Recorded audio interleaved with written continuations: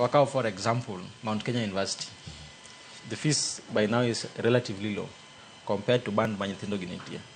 Let's speak on a specific course, Bachelor of Education Arts. Take a pen. Nthindogi chulo semester chiel 65,000 in a semester. Pok janyuol ochiwo pesa ma gidwa chamo.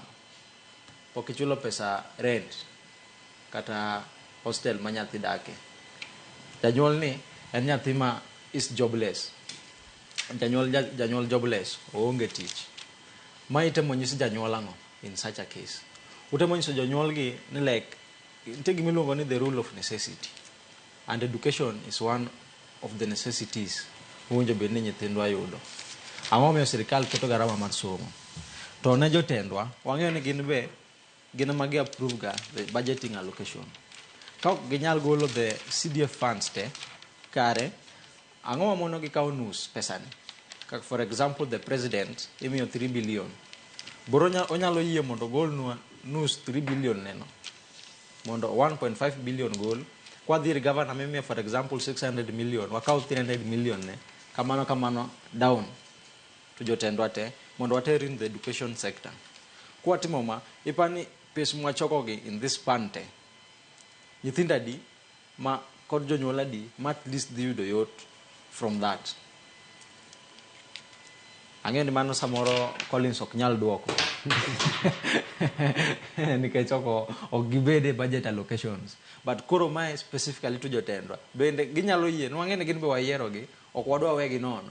Be kare ginyalo yie, wakaw nus pesa gi. Mondo water e somo, mondo okony nyithiwa, mondo wayud yot. Mondo koro ji okonyre.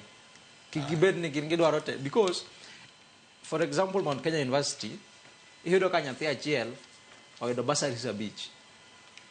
Oyudo basari kata Masuna East, oyudo Marangwe, mar governor oyudo, ochako oyudo moro ma Kisumu.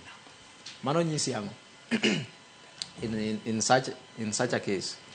Same students, iyudo ka nitie nyathi, ma basari moyudo, ok oyudo more than one. To koyude, mbunge oketo ne 7,000. To chulo fee 65,000. Neno kama is unfair. Ero kamana enya Carlos Abich iwache e makare. Kone sada mithuolo wando mithuolo ma dakika 4 mondo me watieka chenro kiny makawuone. Kama wantie kar kangi duoke mara Carlos debed ni en strategic ni koso dobed wacha strategic era koso na motimore. En makosa motimore ne jite koso timore ne machalnade kaka nyithindo ariyo mwacho ong'e kama giwuoke. Ebo ni info ni jok ma feed gi feed gi wrong machal ni konde duto koso magi oganda monego bene dhia